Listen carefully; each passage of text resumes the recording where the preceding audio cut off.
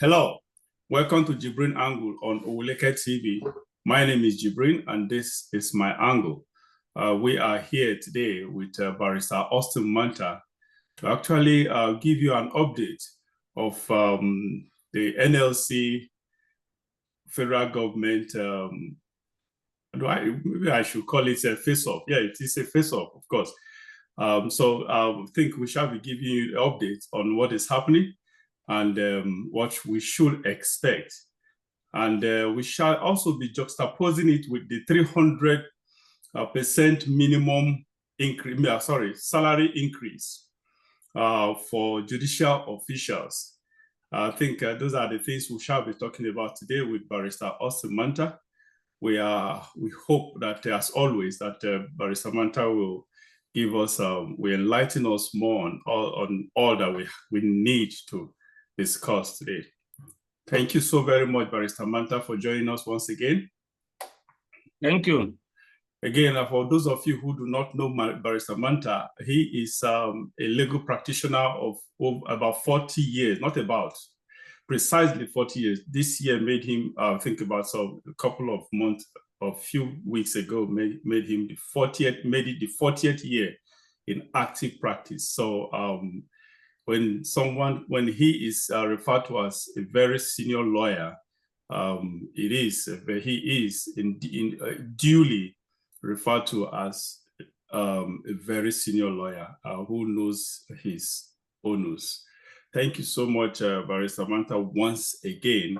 As we delve into the topic of the day, can you please give us an update? I don't know if you have an update for us regarding the NLC federal government face-off. Yes, the current situation is that, as you are aware from the last, the call-off or the suspension of the strike, in order for them to give room for agreement on the actual listing. We talked about it on this forum last week, and I said then that it was a dubious commitment that NSC should not have succumbed to. When you make a statement and say that the president is prepared to pay a minimum wage of more than 60,000, the more than can be, like I said the last time, can be just 500 naira on top of the 60,000. It was the rejection of the 60,000 in the previous meeting that led to the strike. And then when the secretary of the government of the Federation called the NSC and said, look, the president is ready to pay more than that, they suspended the strike, went into negotiation, is getting to 1 week now. The latest we hear is that the federal government and the organized private sector, its apartheid meeting, have offered 62,000. So you come back to what I said that time, that was a dubious statement by saying the president is ready to pay more than 60,000. Of course, legally speaking, he has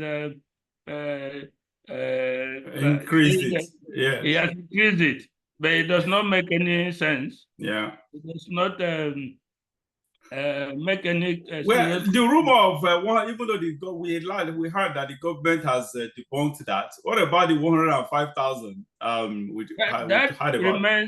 That remains a rumor. The official statement from the government is that they are offering 62,000, and the official statement or response from Labour is that they have come back from 494,000 to 250,000. So that is where we are now.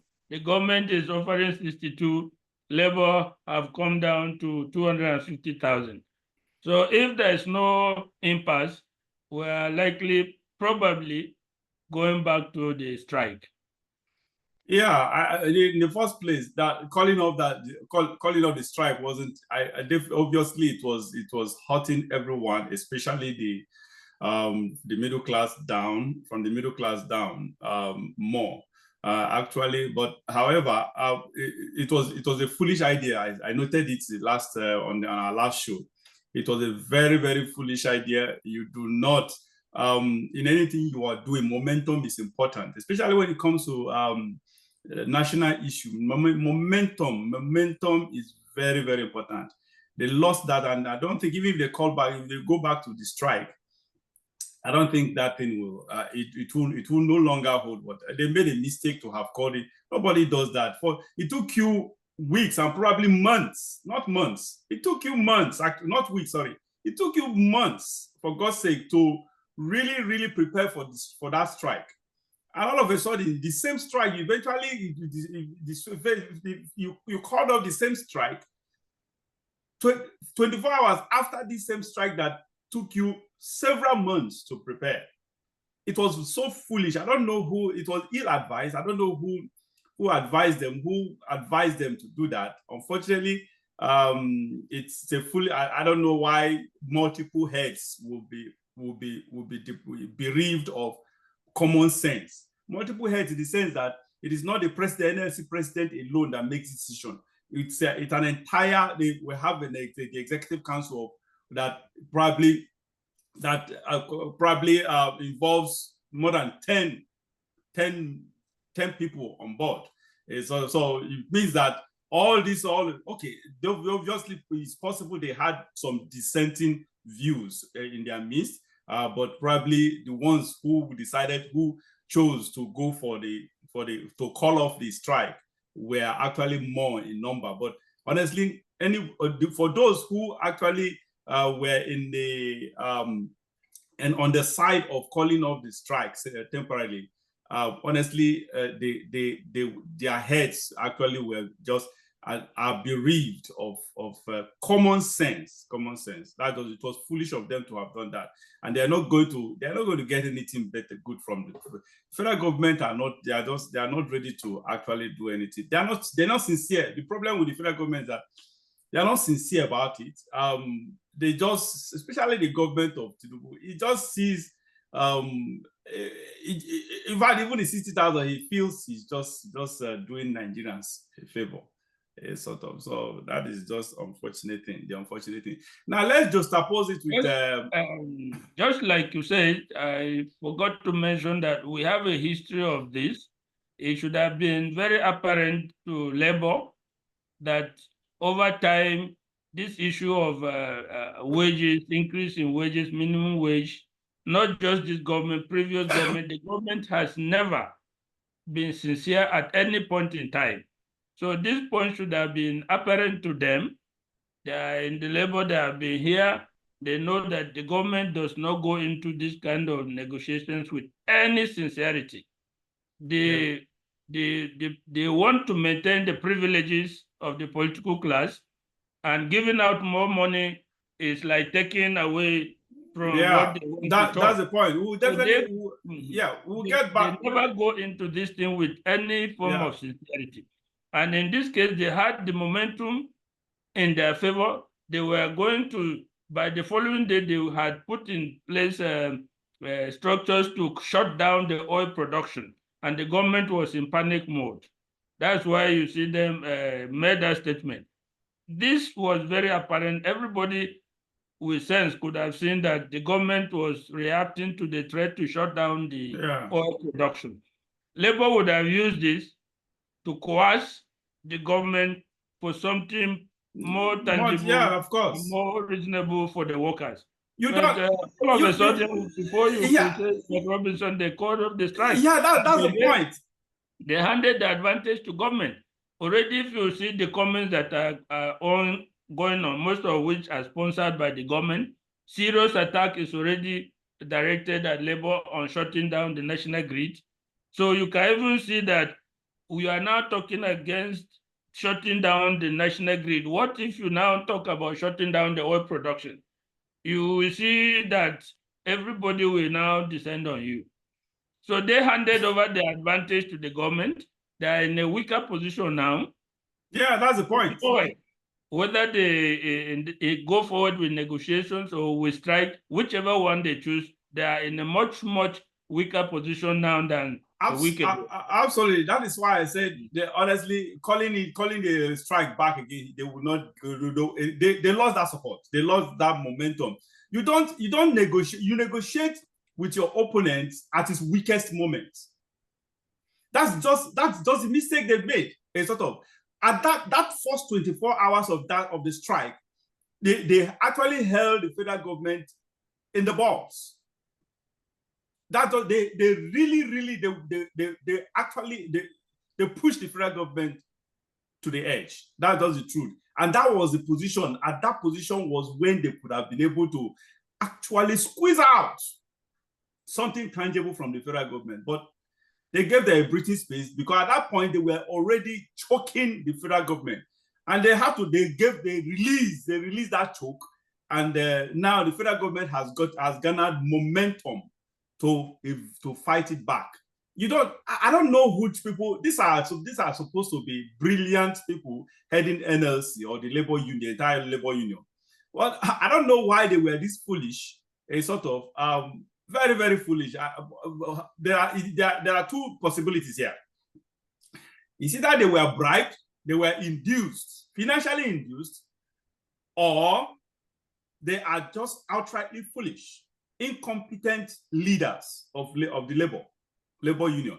That's just it. Can we please juxtapose it with the 300? Look at the 300% salary increase for judicial workers. When we say judicial workers, are they just when we say judicial officials, are they all the officials, including the judges, or just the officials outside the judges? Yes, the increase is only affecting the judges. As a matter of fact, I was in the Federal High Court yesterday, and one of the registrars, they were complaining bitterly that, look, the salary of the judges have been increased. What about them, the judicial workers in the registrar cadre and the court clerk cadre? In those cadres, their take-home pay is nothing to write home about. And I was telling them that, look, this is the issue in Nigeria.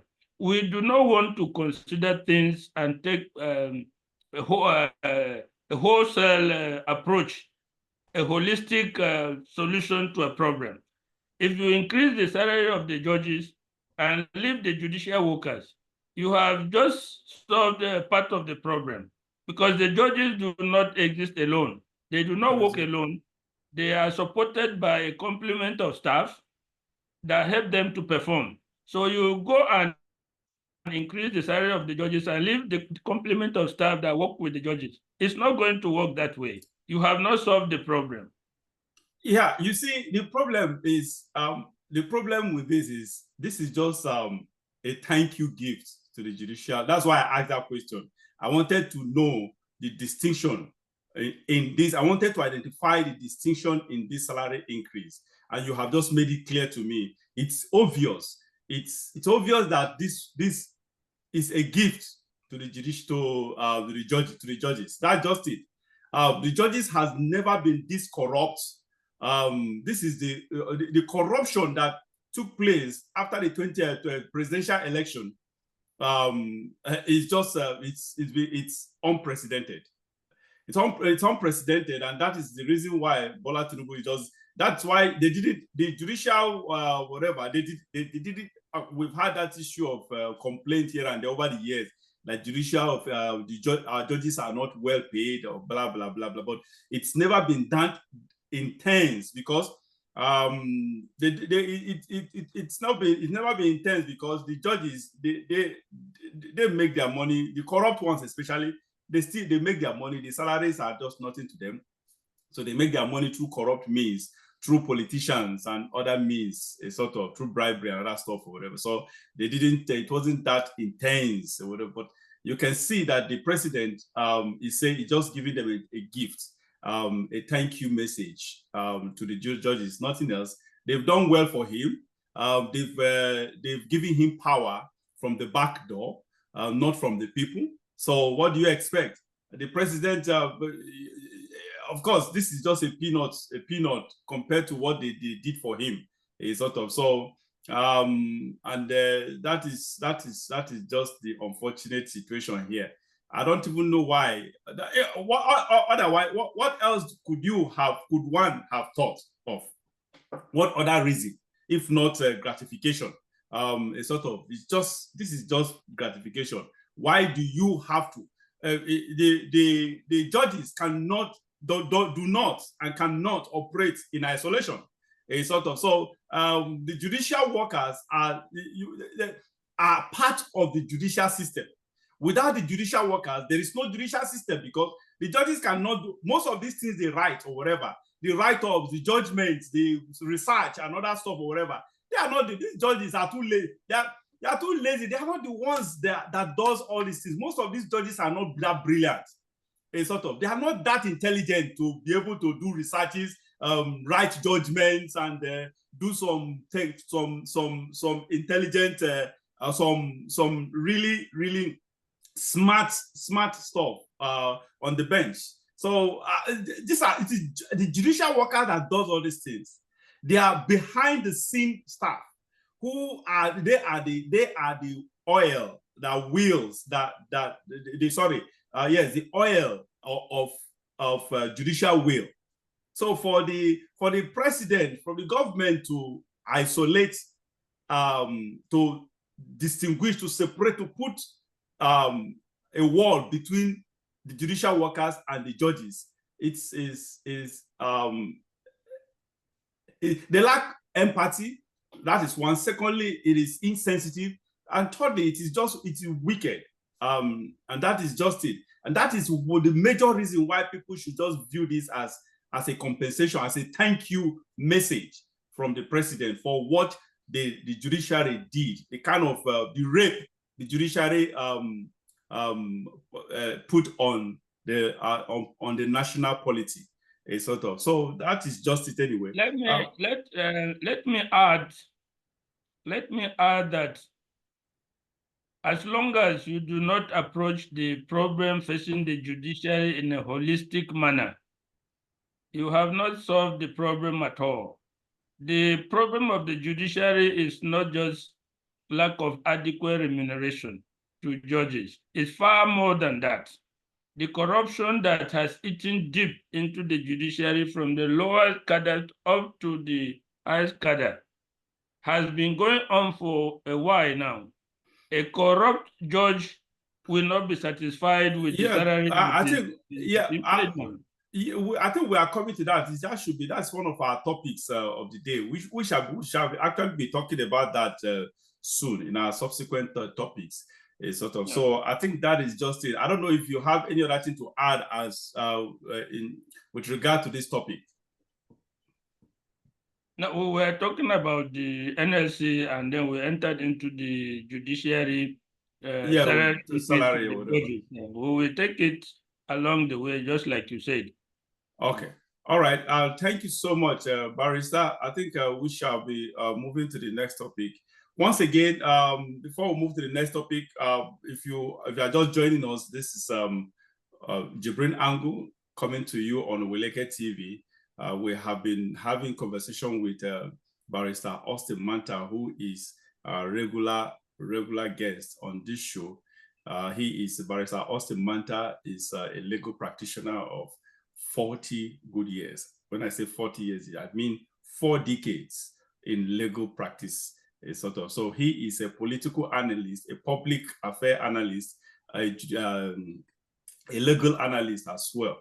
He is just a kind of, a very, very versatile analyst. He seemed to know it all. I wouldn't be that stretchy to say he knows it all, but he seemed to know close to all, because he performs in all angles. Thank you so much, Barrister Manta, for joining us again. Yes, the next topic we have is the government. We shall be talking about government recklessness, financial recklessness. We read in the course of the week where 969 billion naira have been spent for refreshment in just 3 months by the federal government. We have another 1 billion naira for committee inauguration, just National Assembly committee inauguration, 1 billion naira for inauguration.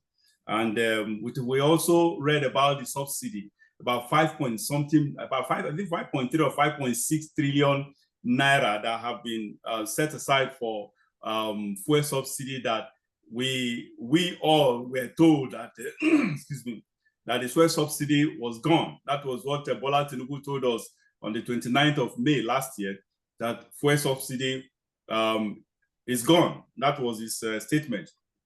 And today we hear that fuel subsidy, of course, we've had that before from El-Rufai and other politicians, that this fuel subsidy is still there, it's not gone. Can you please, what have you got to say about this whole financial recklessness? The 900 and, for God's sake, 900, almost 1 trillion naira, Barrister, almost 1 trillion naira. Federal government has spent almost 1 trillion naira on refreshment. Viewers, did you hear that? Not 1 trillion naira on anything, not on anything, no any serious thing. Almost 1 trillion naira on refreshment, not for 1 year, in just 3 months. A sort of. Barrister, what can you make of this, please? Yes, let me correct the impression that that amount was spent by the federal government alone. The amount represents expenditure, a recurrent expenditure of about 30 states in 3 months' time, in a period of 3 months, on traveling, sitting allowances, refreshments, and the like. These are just part of recurrent expenditure. We are not talking about salaries and other things. We are talking of refreshments, like you said. So this covers all the 36 states, including 30 states, 30 states, 30 not states. 36 states. So the federal government is not in this. No. Right? The federal government is not. This does not affect the federal government. We are talking of 30 states, what they spent in 3 months' time on refreshments, on utilities, on traveling expenses, and the like. Just a period of 3 months. That goes to show you how reckless our politicians are. And it reflects back to what I said before, that the politicians must hold on to this revenue. If you remember, the states and the federal government are raking in a lot of revenue, more than 3 times what they used to rake in before. Yes. As a result of the expansion of revenue sources, the increase in petroleum prices, the increase here and there, taxes here and there. The federation is raking in a lot of money, and the allocation from federation account to the states has almost tripled in the past 1 year. But at the same time, you have the irony of raking in billions and billions of revenue, and by a corresponding or even higher margin, a drop in the value of that of the currency. So it's like taking 2 steps forward and 3 steps backward. So when Tinubu came and people were shouting the Lagos model, Lagos model, Lagos model, the problem with this country, a lot of people want to come out and talk without actually sitting down to critique, to reflect and check what has happened. They just talk. You hear people say Tinubu did this in Lagos, he increased the revenue of the state. How did he do that? By taxation and other things. Now, Lagos is not the federation. Lagos is not the country. He, as governor of Lagos, he could not increase the petroleum taxes. He could not improve or increase the electricity tariffs and others. So coming to implement that at the federal level, you see what is happening, the removal of subsidy from petroleum, the removal of subsidy from electricity, taxation everywhere, thing that has been taxed has been increased. You go to the accounts, banks, and say if you do any transaction, they will tax you. So they have expanded and raked in so much money. But at the same time, the value of that money has dropped by even higher percentage. So who are you fooling? You have taken in more money, but the value has also dropped. So it's like either being in the same spot or even going backwards.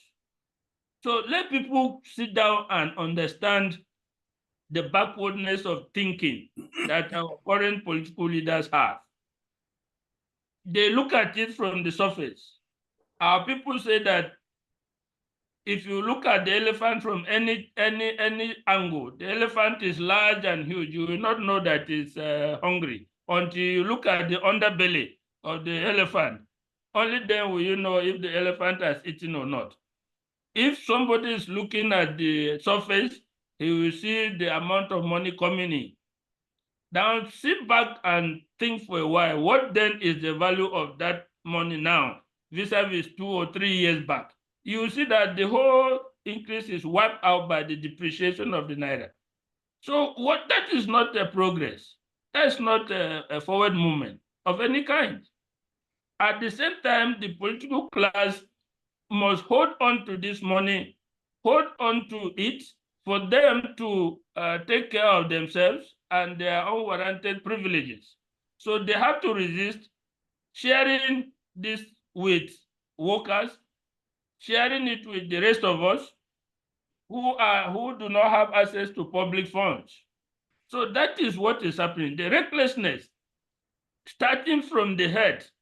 Tinubu has a convoy of over 50 exotic vehicles as presidential convoy. He has the highest number of ministers. He has the highest number of special advisors. Why in an economy that is nosediving, is going down, can't you for once show empathy with the Nigerian people that look, the people are suffering. We are also going to demonstrate that we understand what they are going through by cutting down on unnecessary government expenditure. But you don't do that. Instead, you are increasing it. Frivolous expenditures of any kind goes, buying vehicles of 100 and something million from Toyota, from foreign companies, when we have companies in Nigeria manufacturing the vehicles, which by buying from them, you are improving the local economy. But no, the middle class, a few dealers are what it takes to buy Toyota from Japan or even from the US. But we have Innoson, we have other motor companies in Nigeria that can produce Jeep for our politicians, for even the president.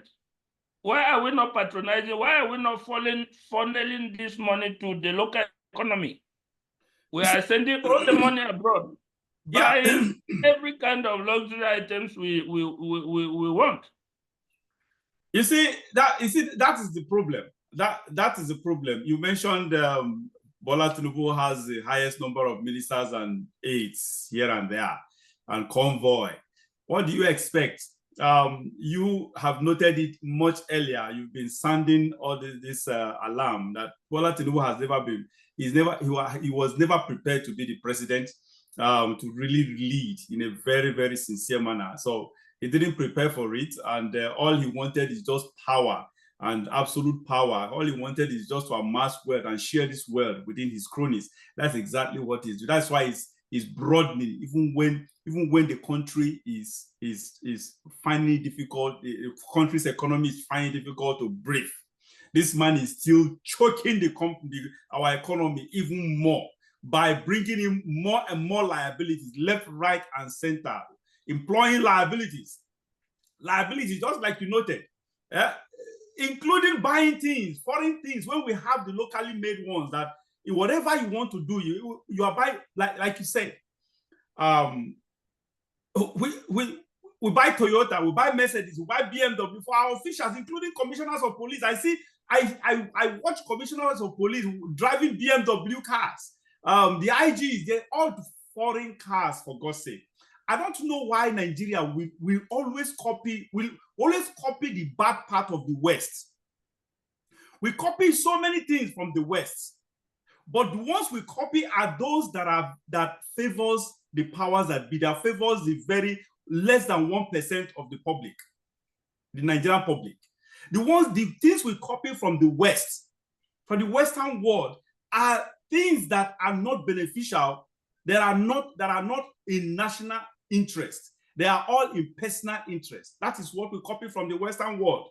We copy the things that just aggrandize, that self-aggrandizes us. That's exactly what our leaders do. We don't copy those policies from the Western world that actually impacts positively to the national growth. No, just like this issue of go to all civilized countries, the US, you go to the European countries, you understand that all these governments, they patronize their locally made goods, vehicles. They don't do that. Including in the US, including the police, the county police, or everything. You all have. It's either they use Dodge or Ford or Chevrolet or what's his name, Ram. They all are American products. These are the products. They are restricted, limited to American-made vehicles.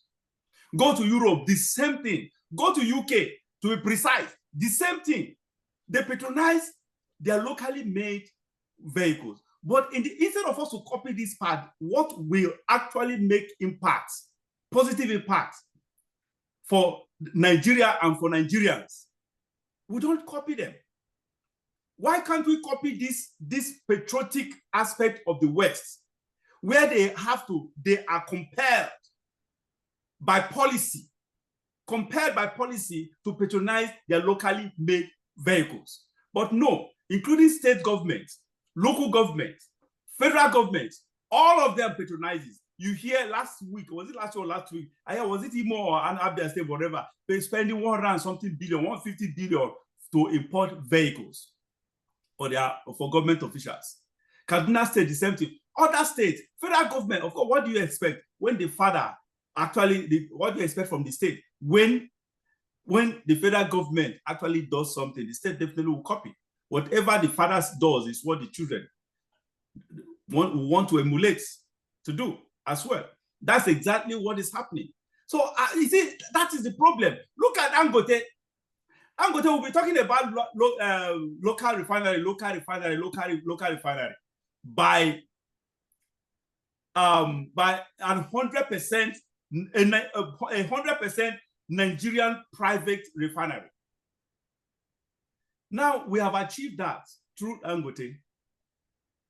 Now, after building this refinery, spending so many years to build this refinery and resources, Dangote still cannot buy refinery. Nigeria has refused to sell crude oil to Dangote for refining purpose, for local consumption. I don't get it. Whether we are really cost, I don't know if Nigeria is really cost. Why our leaders keep doing what actually harms us. They only do what benefits them personally, individually, but destroys and damages the country as a whole. That is the point. Now, this man, Dangote, has built this refinery. Everybody, when they commissioned this refinery, everybody was jubilant. We were so praising. Everybody praised and commended Dangote for doing that. But now, the same company, our own locally made private refinery, cannot even buy. Nigeria cannot even sell. Refuse to sell, for God's sake, sell the crude oil to Dangote, because they rather take it internationally, because of course, we have some bureaucrats, some bottleneck that makes money out of international trade. They won't make much, if they will even make at all, by selling to Dangote. That is the point. Now, Dangote goes outside, including the US, to buy crude oil that will be used, after refining, will be used locally for local benefits. Yet, instead of government patronizing Dangote, we are supposed to have a policy that makes it mandatory for all locally made things, all local companies or local whatever, to be number one, the first line of action. Every company, every institution's first line of patronage before any other thing. It is when the locally made local source cannot provide the service or the product, then we can now talk about getting it outside. But no, our own government policy is what the number one priority, first line of action is foreign. Get foreign. If we cannot get foreign, then we can now manage the local. That they are putting, that is the Nigerian economic system. The Nigerian economic policy is putting the cart before the horse, instead of putting the horse before the cart. The reverse.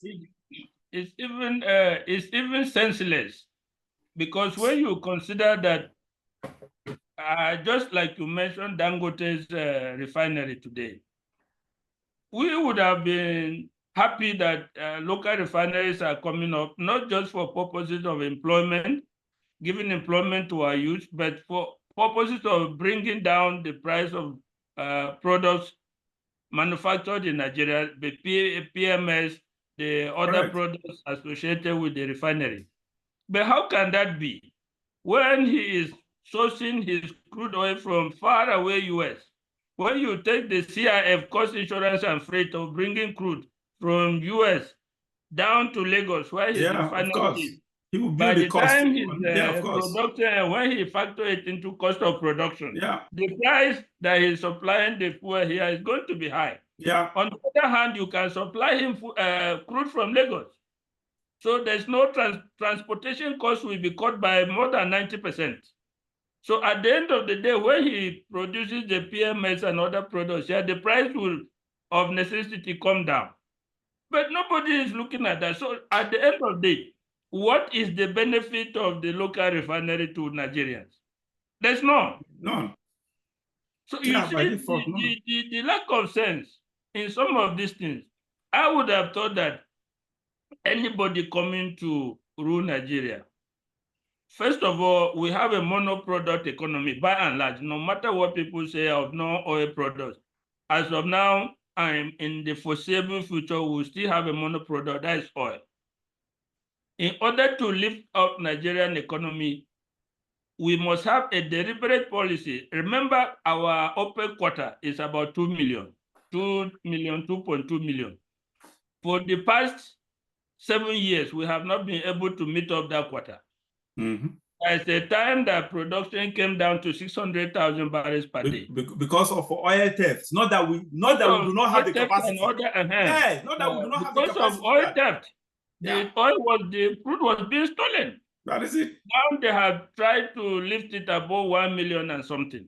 Why is it not possible for us as a policy, as an economic policy, to increase production, to invest in the increasing production of crude oil, even above the OPEC capacity, and reserve that portion that is above for domestic use as a form of subsidy, so that the prices of petroleum products across the board, not just petrol, but cooking gas, industrial gas, and other things will come down drastically and help the economy to reflect, to go up. Nobody is thinking about that.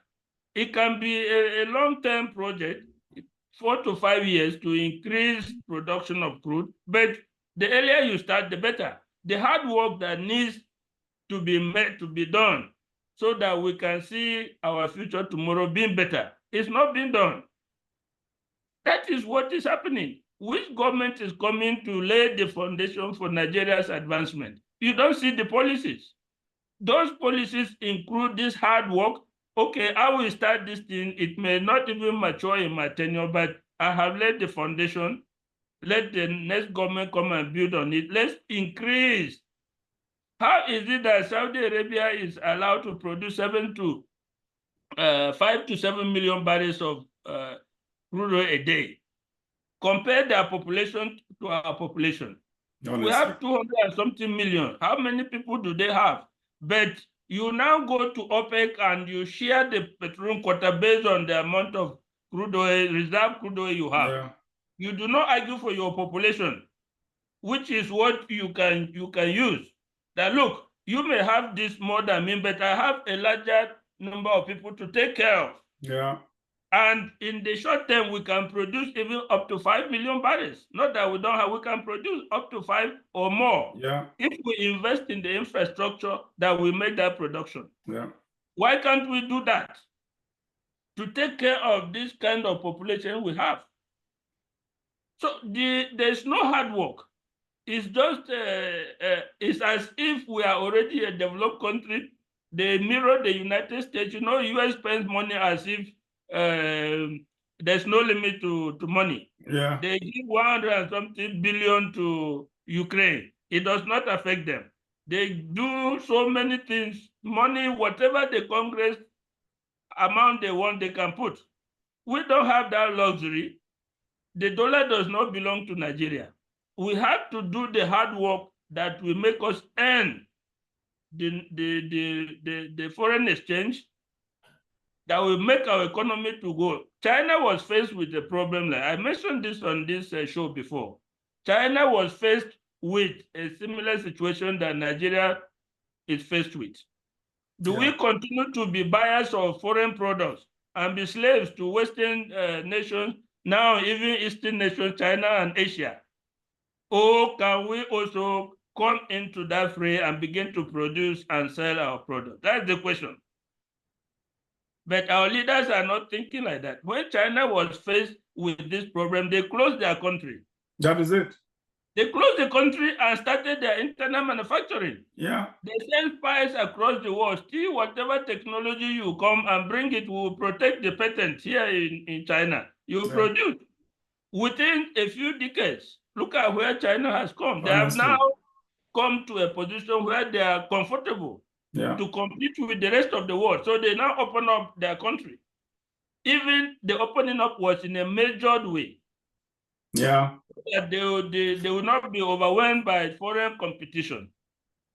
So now they have reached a stage where they can compete on multi-levels. They open up. They are now selling. We are even now doing buying as much from China as possible. Yeah. The trade imbalance between Nigeria and China is so high. Why is this not something that our leaders can think about? This is not rocket science. It's just mere common sense.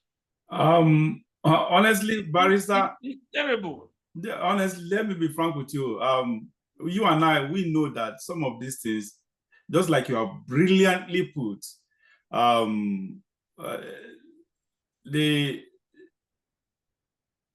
leaders, they are aware of all these things. All this, what you just enumerated in your brilliance is just are things that are not, just like you say, it's not a rocket science. We have people in leadership that knows all these things, but the problem is corruption. The Nigerian system has been run by selfish individuals from the inception of the country.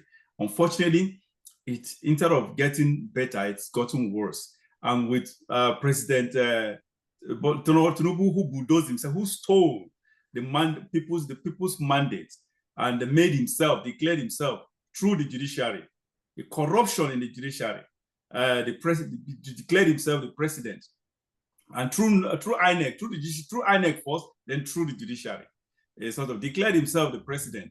It's even how do I put it? I don't know if there's a word.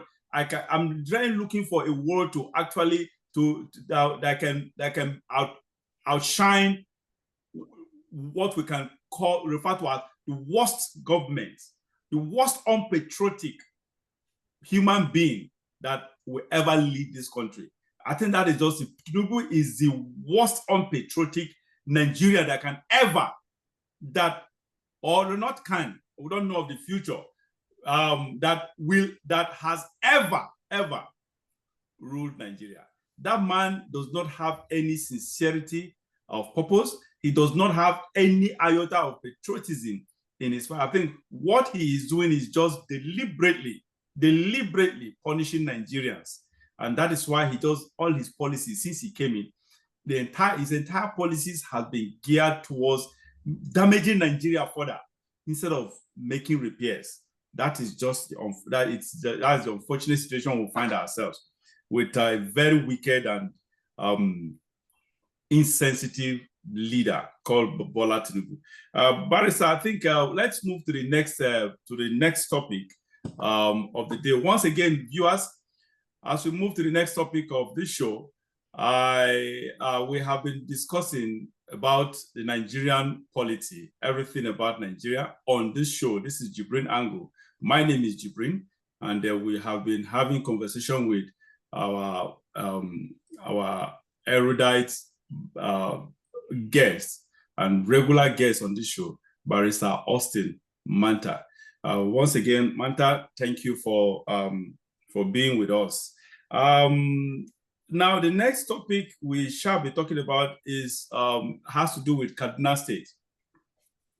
You and I are very real, added, strong critics of Nasir El-Rufai, not for personal reasons, but for objective reasons, for sincere, objective reasons.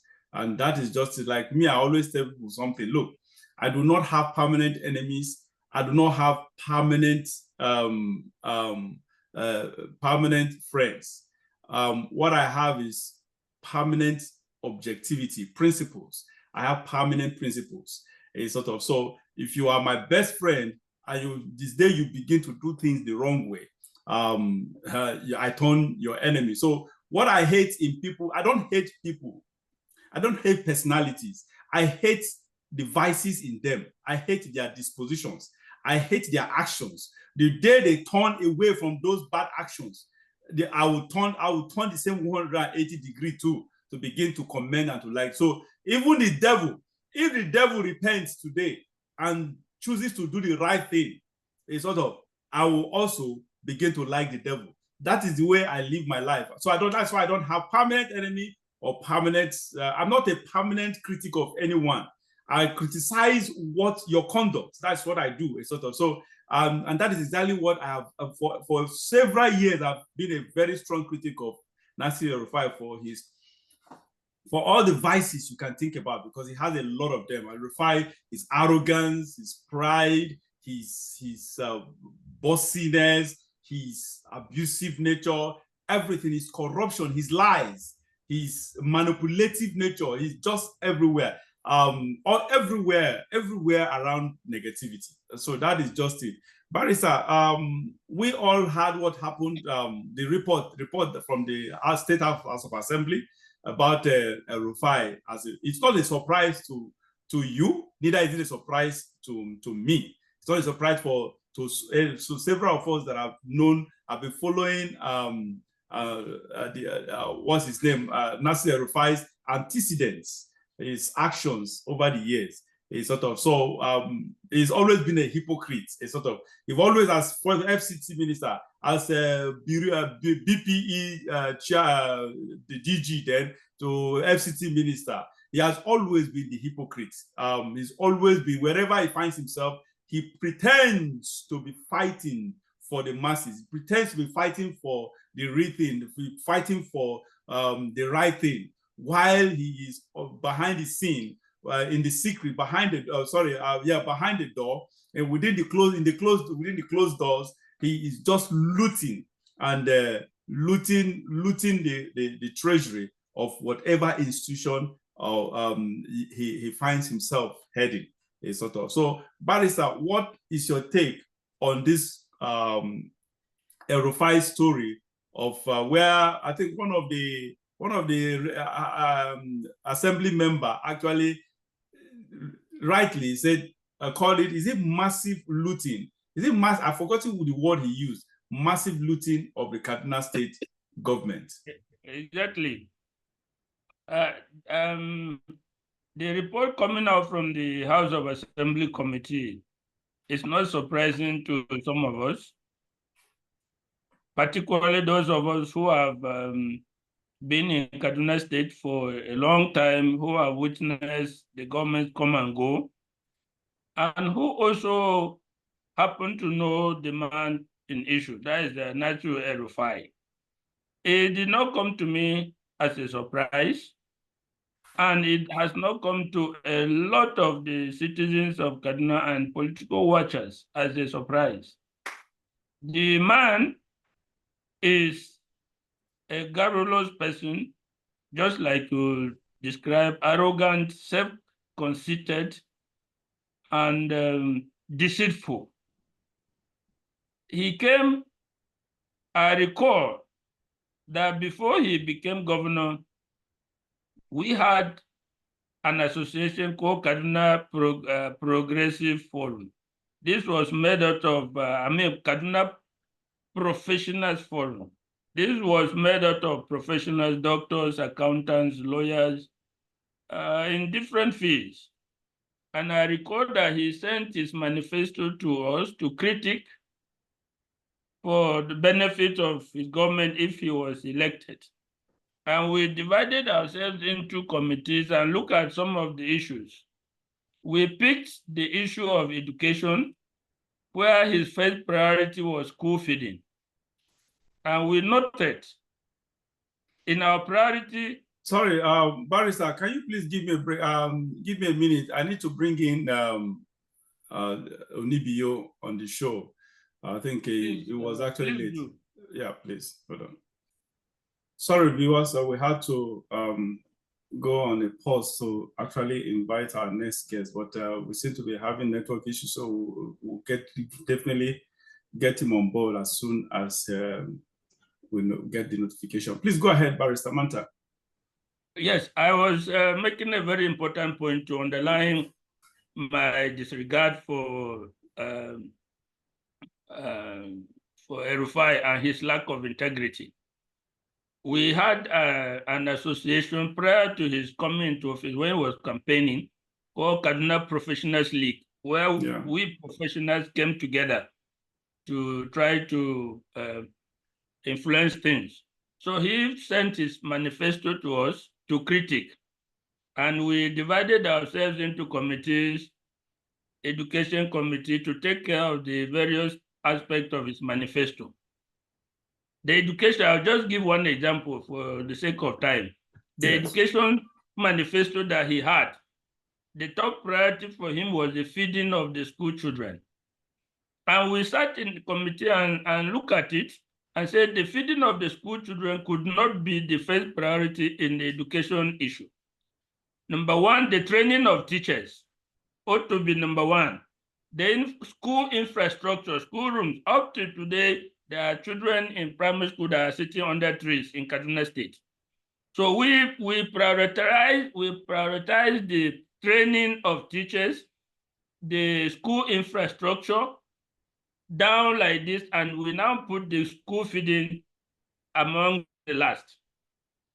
But as soon as he came into power, what did he do? He abandoned all that. He went with school feeding because of the publicity it attracted, for cheap publicity and public relations. They started the school feeding. Within 6 months, the school feeding failed. Children who were not even enrolled in school were coming to eat and go back. What do you expect? Now you give food to school children while the teacher who is teaching them is hungry. Hungry. Does it make sense? So these are all. He is not a person of depth. He is a superficial person who wants to gain popularity by cheap publicity. Yeah. So the hard work that was needed to be done in the education sector, train the teachers, retrain them, provide the infrastructure, the school classrooms, the desks, the books, and other things. We even say, look, Kaduna being the headquarters of the northern region, you don't even have accurate statistics of children that should be enrolled in the school. So if you start the school feeding, there's going to be all manner of children coming from everywhere. Are you going to be able to financially sustain the program? All these things fell on deaf ears. Because he wanted publicity, he went with the school feeding, and it failed spectacularly. Within 6 months, the program had to be abandoned. Look at the Amajiri that are working. If you have the interests of Nigeria at heart, you will weep when you see children of 3 years, 2 years, 4 years holding plates and begging food on the street, where their counterparts are in schools, where their counterparts are learning trade so that they can be useful to the country. How is it, and where did our conscience when 3-year-old children are begging with plates on the street without adults? Where is our conscience? This thing happened in Kaduna State, is still happening in 8 years that Rufai was there. He was not bothered about it. Now you go and do something that people will see immediately and hail you, that you are performing. You construct some few roads within the township, beautiful roads, which is okay. But what is the priority for a country and for a state? Let's start investing in the human resources. These children, look at the insecurity in Nigeria. Are they not a ready pool for recruitment for crime? We have a situation where children are born on the street, they grow up on the street without parents, without families, affecting their lives. These people can kill without, because nobody has taught them family values. Nobody has taught them the value of human life. They are born on the street, grow up on the street, die on the street. How can we, or you as a governor or the president, come and you do not see this as a critical priority for your government? Instead, the little money you have, you want to construct a road, and so that the whole world will see. When he came, you can see journalists who know no better, who should be critiquing on a serious issue. Everywhere was Kaduna has become a construction zone, that if you go to Kaduna, everywhere is construction. But we are here. We know the problem. The insecurity is as a result of a ready pool of where these people can be recruited. The lack of effective contribution to the growth of the state is as a result of lack of education, lack of training, lack of handwork.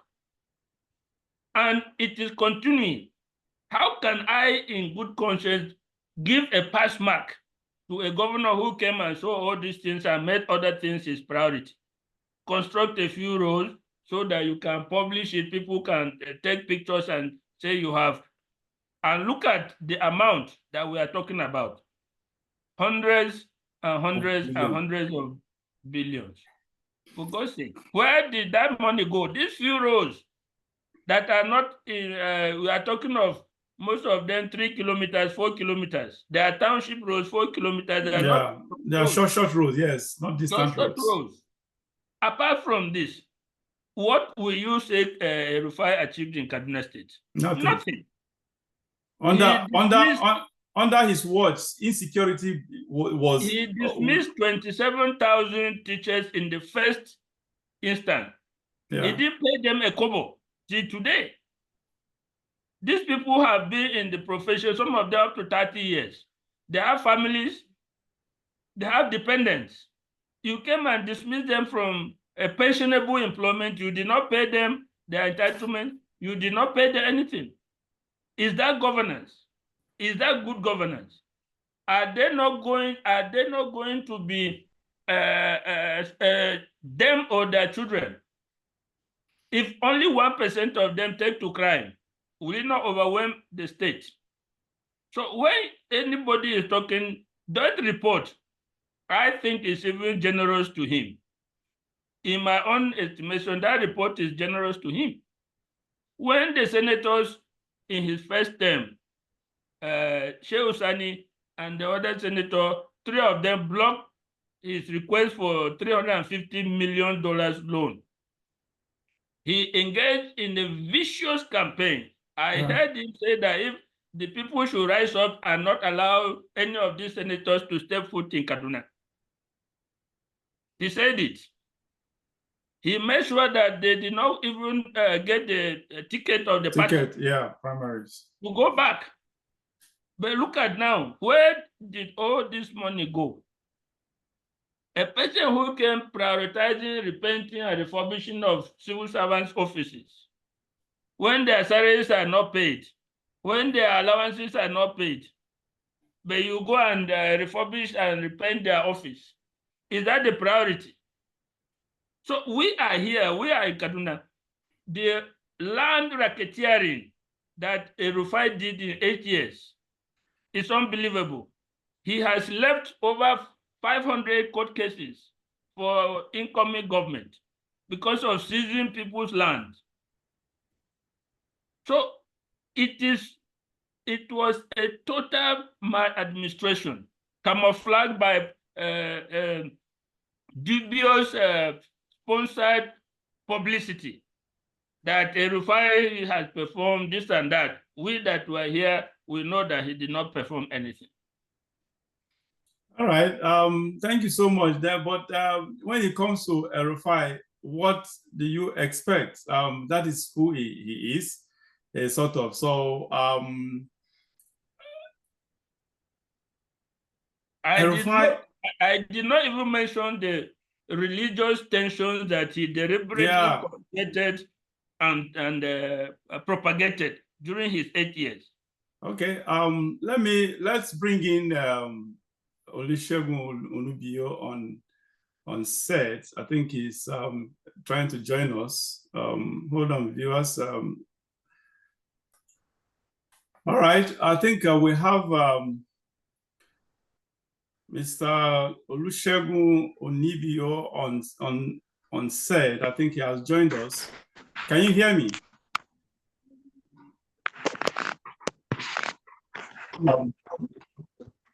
I can hear you. Yeah, your line seems to be breaking.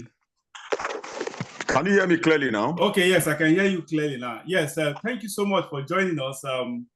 I think because due to lack of understanding in communication, actually, you are joining us this late. Sorry about that we misunderstood each other. But at least it is better late than never. Thank you once again for making our time to be with us. Thank you very much. It's my pleasure to be here. Yeah, we've actually done justice to so many topics as I just forwarded to you or whatever. So we are actually discussing. In fact, when this issue of El-Rufai came up, you actually came to my mind. I said, this is a topic you would like to actually talk about. I don't know how, probably it is something that you feel comfortable to discuss, but for the purpose of for the sake of our viewers, this is Libio is a journalist, and he's been a journalist. I think he's a senior journalist. So as in the course of his profession, he has actually stepped on some toes, and one of those toes, and political toes actually. One of those toes is Nasir El-Rufai, who actually incarcerated him for some time. I don't know how long, but I was informed that he was incarcerated by El-Rufai. And so I think he is, I don't know if I would say he will be biased against, but we all, the truth is, his thought definitely will be skewed towards being biased. However, everybody, we all know El-Rufai's antecedents. Three of us on this or whatever have probably had one issue with El-Rufai or the other. But again, just like I noted earlier, I am a very objective and principled person. If the devil, no matter even if the devil repents today and begins to do the right thing, I'll like the devil, and that's just it. My target is the personal disposition. That's what I hate, but I don't hate the person, the human being as a person. So the same thing applies. Applies to El-Rufai. El-Rufai, I've known him all these years. He's been a very, very, very, when it comes to it's been on the negative side. So please, Mr. Onibio, can you give us, now, we all, based on the report, I don't know if you have read that report about Rufai, how he plundered the state's resources, and the State House of Assembly have now come out with a report on that, which is very, very damning. Even though Barrister Manta does not see it as damning, that they seem to take it, he expected even worse than that on the report, sort of, because the truth is, Rufai damaged Kaduna State. It destroyed so many things. The fiber that actually makes Kaduna State, it got Kaduna State into the worst insecurity situation ever, sort of. So we all, I think the three of us are Kaduna people, Kaduna men. So we understand. We understand what we are talking about here. So please, Mr. Onibio, can you give us your opinion about the report, if you have read it, that came out against about Nasir El-Rufai? All right. Once again, it's a pleasure to be on Jibrin Angu, and sorry that I'm joining a bit late. Like you said, it was due to some miscommunication. Now, let's jump into the topic that we're discussing. I've read the report, and I think it's one that has should have come up earlier than now. But like you said, it's better late than never that the report is coming out. Yes, the report is not damning enough because the focus is actually on the mismanagement of the Treasury of Kaduna State. If you recall, in his first year, in the first 4 years in office, he had always been making attempts to borrow the money, the loan, to run some 1 or 2 projects within Kaduna State. Unfortunately, he's been running into a bulwark in Senator Shehu Sani, the then Senator Danjumala, and I can't remember the name of the third senator now, who jointly said they were not going to sign for him to have access to the loan. Unfortunately, he himself and his people ganged up and ensured that those people didn't return back to the Senate. Except for mention all those stuff, actually. Yes, yeah. Okay. So the only person that made it back was Danjumala. But unfortunately, the person who eventually spearheaded the acquisition of this loan is now the present governor of Kaduna State. That's the person of Governor Uba Sani. And of course, I remember that Shehu Sani was screaming at the top of his lungs that, borrowing allowing this man access to this loan is like signing away the future of the unborn children of Kaduna State. And in the next 50 years, they will continue to pay this loan back. That he would have expected that at least there is a blueprint to see what this money will be used for. And of course, knowing Nasir El-Rufai very well, is somebody who would always explain away whatever it is that he has to do.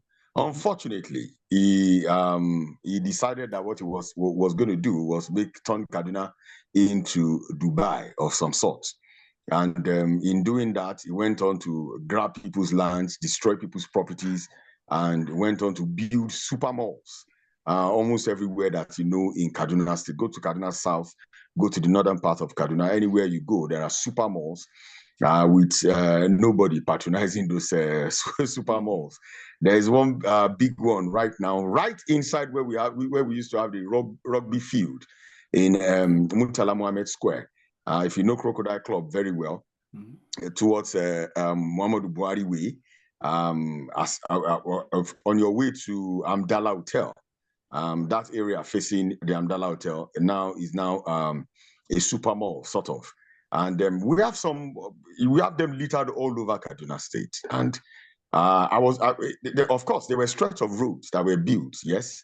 Some of those roads were dualized to give access. And of course, some of the objects that were obstructing traffic were removed, which one would think is a very, very noble idea.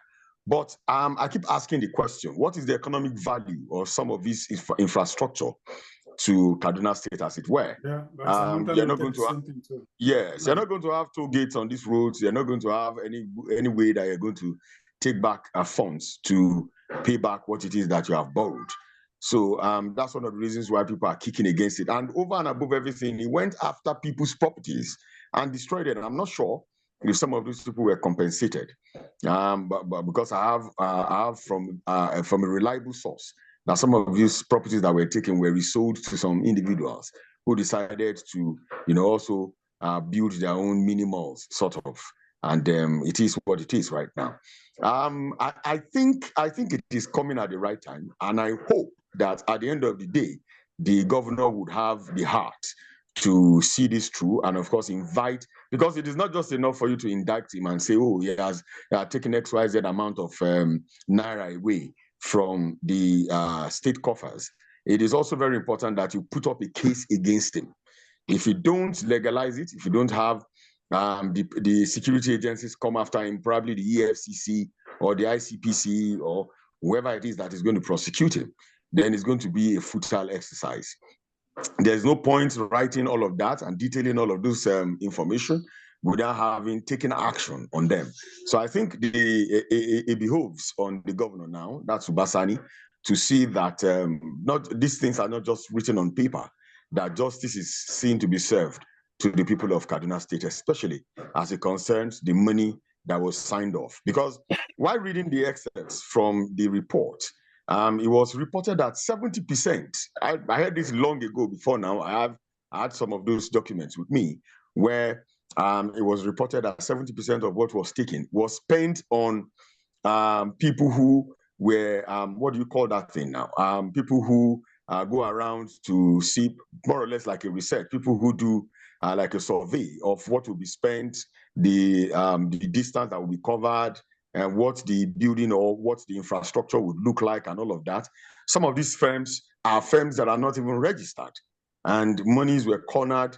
Lots of money was cornered and paid to these invisible contractors, if I may use the word. And this money was ferried away from the state. If you go to some part of the southern part of Kaduna, some of those projects were not completed. Yeah. The tail end of the road from Banawa, if you're accessing the Sabo garage road towards the Mopo barracks there, has been left the way it was from the beginning, with holes everywhere. Where is the money to complete those roads? If you're dualizing the road all through the prisons at Banawa, and you're going to connect the area to Sabo, what happened to the stretch all the way from Sabo Garage all the way to Alima Junction to connect the road that goes towards the post office in Sabo? What happens to those roads? A lot of projects that are in southern Kaduna were abandoned. They began the projects, and of course it looked like they were going to do something, but at the end of the day, they were abandoned. I can say confidently from here that 90 to 95% of the projects that were completed, and even those that were completed 100%, are in the northern part of the state. The ones in Kaduna, the Kaduna South, either in probably not even started at all, but you have signboards erected in those areas. Some of them are 30%, 50% gone. And I'm talking about just digging the roads and not putting anything on them and just exposing people to danger and all kinds of health hazards. These are part of the issues. Let's hope that the governor would have the heart to see this through, and of course, not just put this on paper, but of course follow it through and ensure that the person we're talking about here is prosecuted. Thank you very much for that very, very tall and insightful analysis from Onibio. Barrister, that brings us to this question. He just asked, that was actually going to be my next question, and I think he just helped me to ask the question. The question is, how potent is this indictment? That is one. Secondly, do we expect any activity around this indictment, especially when the governor, the present governor, is his political godson, sort of. So El-Rufai, we all know that El-Rufai played a very, very prominent role to the emergence of Ubasani, the current governor. So based on this facts, what do we still expect anything good coming from this? Anything fair? Let me use that word. Fair and objective coming from this indictment. Thank you very much. If you notice, when he was talking about prosecution, I was smiling a bit because if you go back and check, this report itself is a product of political disagreement. It's not because somebody was patriotic enough that they want to bring it out. If there was no political disagreement, this report would not have seen the light of day.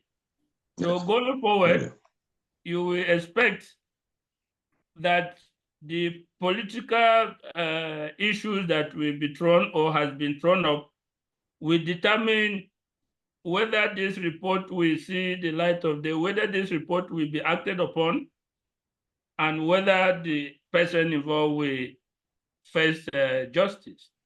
If you look at the report, there are weighty allegations. There are allegations of money being paid directly into people's accounts for jobs not done. There are reports of billions of cash withdrawals for which there was no voucher attached. In other words, there was no purpose for the withdrawals.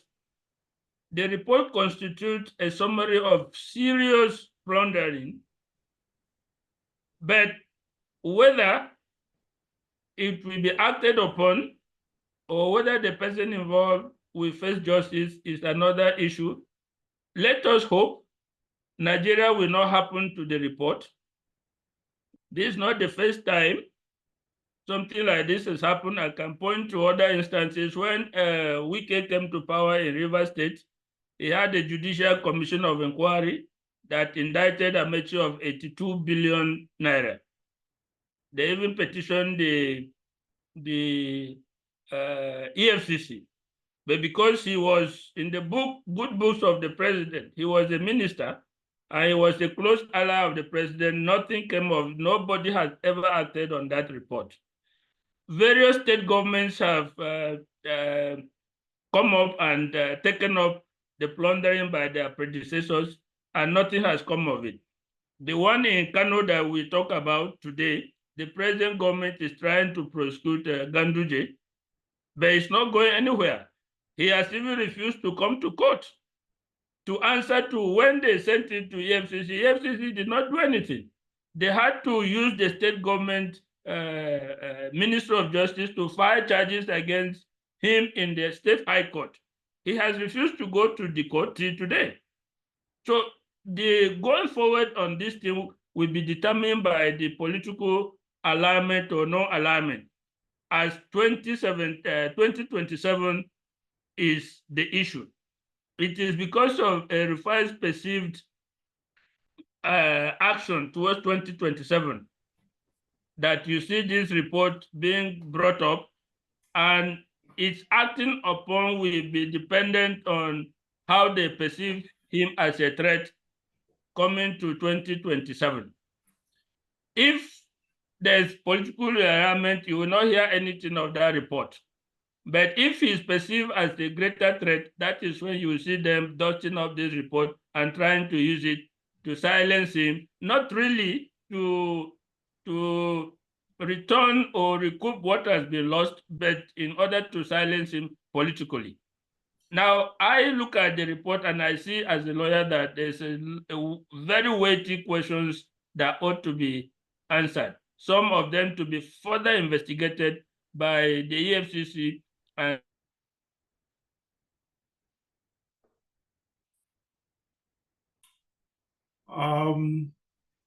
wow.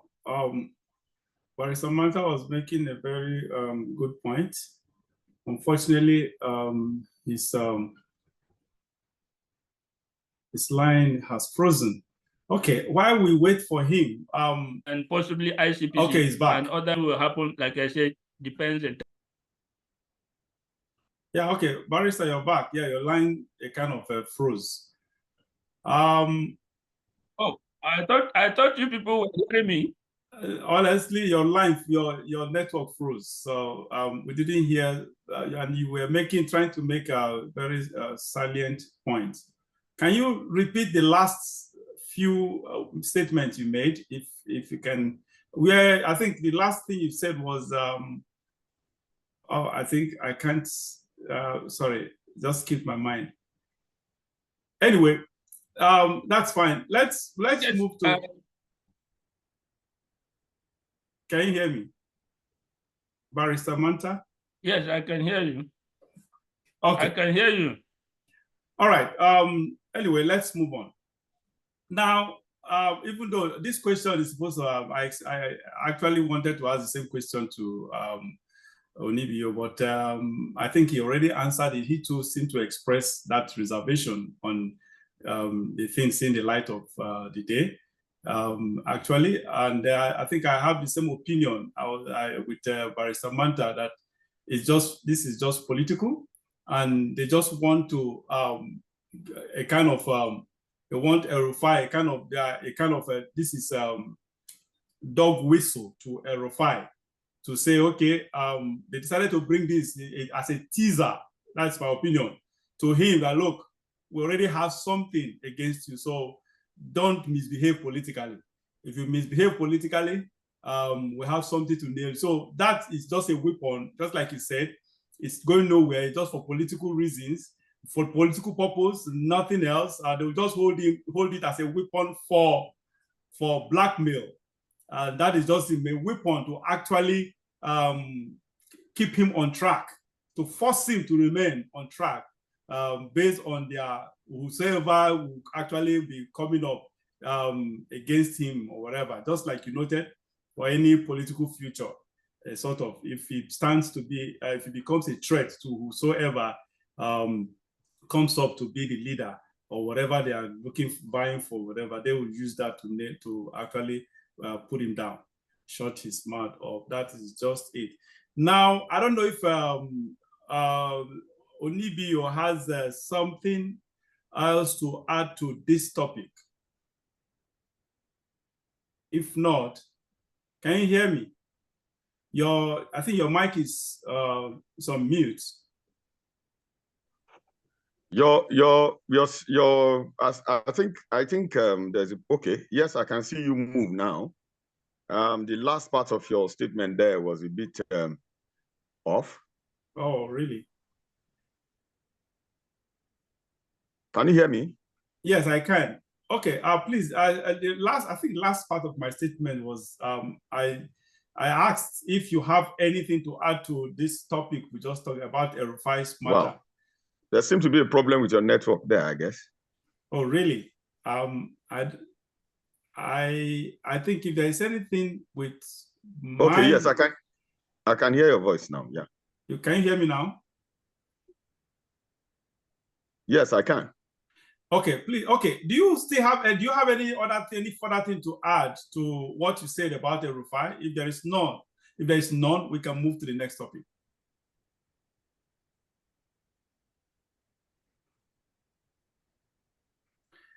Okay. Segun cannot. It seems. Yes, right. I can hear you. Yeah. Did you understand my question? Did you hear it? Sorry. Can you take the question again? I said, take it again. Do you have any further thing to add to the El-Rufai's topic? Everything about El-Rufai. Is there anything? Do you think, just like I asked the Barrister Manta, do you think that El-Rufai will be prosecuted in any form or shape? Well, if ordinarily, if we have a system that works, I think it is not just, yes, the State House of Assembly represents the people. I think the people themselves can come together and, of course, institute a case against him. I understand there are some cases from some people from some part of the state against him. So instead of going individually, probably if they come together and ask that the security agents prosecute him, and of course take it up with the judiciary, and of course ask that he be arrested and prosecuted. But of course you need to have very concrete and cogent reasons and make sure that they're not political. As long as they're political, of course, there will be people who will fall in line with him. There are people who would go against him. If you've been following the story on Twitter, a lot of people have been saying, they're going to see how they're going to prosecute him. If they try to prosecute him, they're going to burn down the state. And that has helped a lot of people and changed the face of Kaduna State. And nobody is actually talking about seeing the receipts to say if what was said about him was true or not. Because ordinarily, this is one of the things that El-Rufai would do to anybody he's prosecuting, that you should go to court and defend yourself. Now, when you get to court, of course, the court should be able to say if what you're doing, don't mind, of course, if he's going to pay for the judgment. But of course, he would always say, go to court and defend yourself. Except, of course, where he doesn't have any evidence that, of course, what we do is just waste your time and drag the whole issue and try to embarrass you here and there. So I think it behoves on the people of the states themselves, if they think there is any solid evidence that they have against him, to also join with the state government to ask the EFCC to have him arrested and, of course, prosecute him. But, of course, if they don't do that, what we have here, like Barrister Manta said, is political. And, of course, you know what is political, we will definitely go with the wind. We're still searching for the governor of Kogi State, Yahaya Bello. I know the white lion has disappeared. Yeah, right. Suddenly, nobody can find him anywhere. As a matter of fact, he's been taking Jankara judgments from different courts, asking that he can't be prosecuted, that they need to swear that they're not going to torture him, they're not going to lock him up and all of that. This is somebody who goes to people's homes and burn them in their houses. And of course, where you expect justice to be served, people like that buy justice itself. So it becomes an issue. Let's just say, well, what has come to the fore has come to the fore. Now we have the knowledge. Let us pray that at the end of the day, people with reasonable and sound mind would have him prosecuted for all of these things, allegations. As it is, there are mere allegations until they are proven that they are true. And of course, once they're proven that they are true, of course, there's nothing wrong in going after him and probably getting back what it is that he has taken away from the coffers of the state. But for now, it is what it is. It is just allegations, and they're on paper, and they are there in the media. And of course, you know how it is in Nigeria. Those things fizzle off. At the end of the day, you may not get to hear anything about the whole story anymore. So I pray that the people would themselves see a reason to want to see this matter to a logical end. All right. Thank you so very much, Mr. Onibio. Yes, that brings us to the last topic of the day. Mr. Jibrin, let me add on a humorous note. Yes. That if El-Rufai were still here as governor, we would not have the privilege to be talking about this. We will send out the people to arrest us.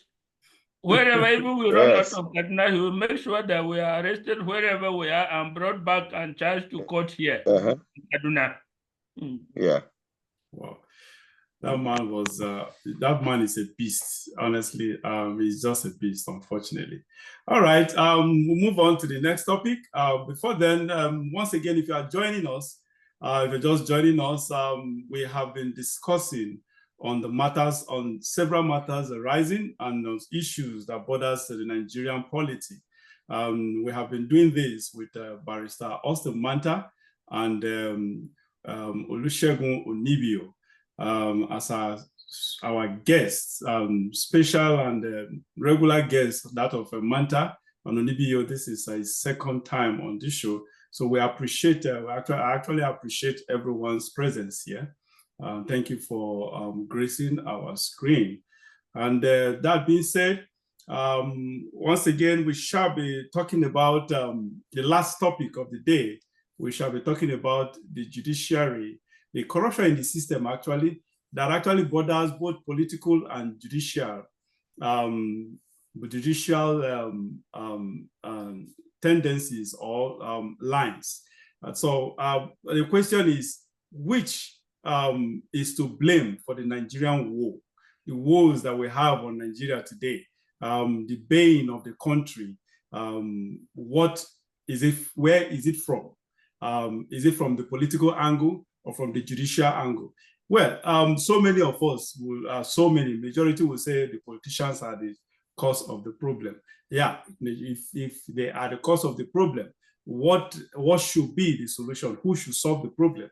Is it not supposed to be the judiciary that's supposed to solve the problem? So by default, in my own judgment, in my own estimation, my own opinion, I think the overall culprit in this is the judiciary. But that is why I have guests on this show to actually give me their own different opinions of what they think that may be different from mine. As I said earlier, yes, the problem may have been started by the politicians, but if the judiciary had carried out their responsibility as they ought to, Nigeria would not be where it is today. I still believe that judiciary have a very, very prominent role to play in curbing the bane that Nigeria has confronted Nigeria all these years, because the judiciary is actually responsible for the leadership of the country, because yes, by default they are responsible, not by default, technically they're responsible for the leadership of the country, because if they had gotten it right, basically everything technically would have a kind of fallen in place, if not completely, but at least to a substantial extent, sort of. So, gentlemen, let me start with Barrister Manta. What is okay? No, I'd rather start with Segun. Because you are the journalist here, Barrister Manta, I know you probably want to bring in some legal or whatever, so we want to end that with him. So, Mr. Onibio, what do you think? Who is to blame for all the Nigeria's woes? Is it the politician, or the justices, or the judges of the court?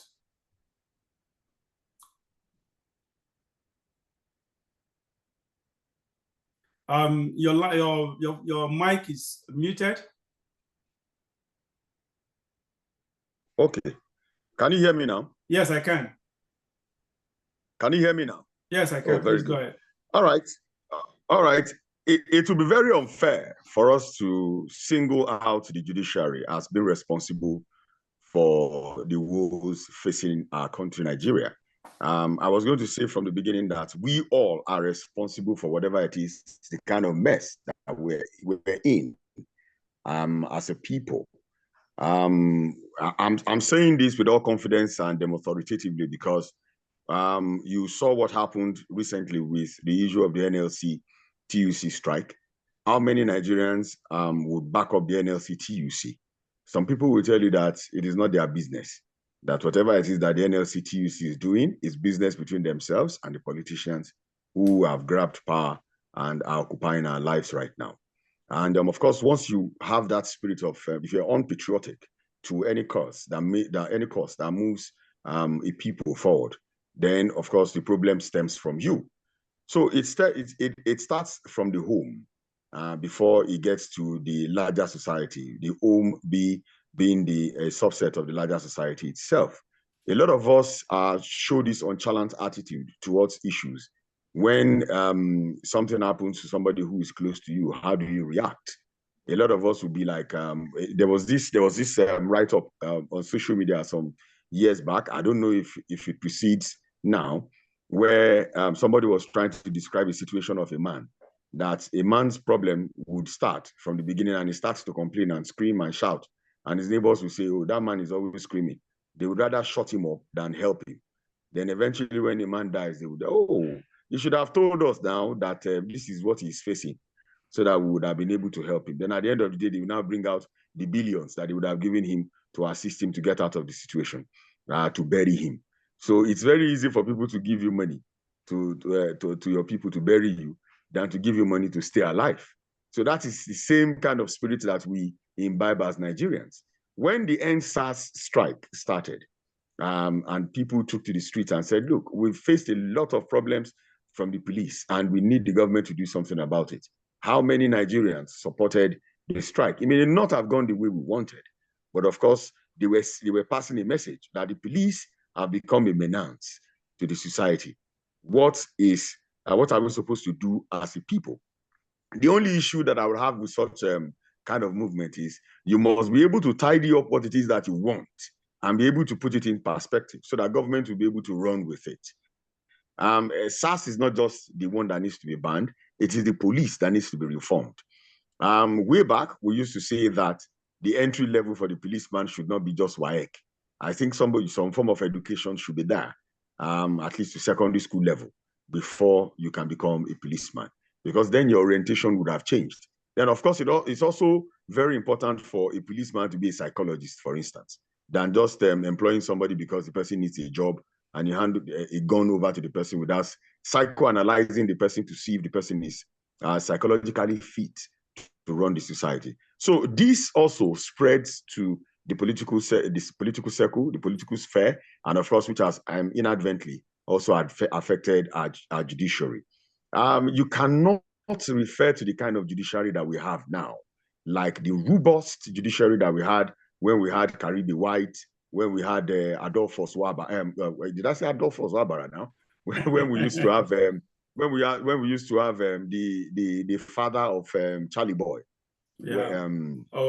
Oputa. Justice Oputa. Yes, yeah. Justice Oputa. You know, when we used to have people with credibility who saw ways.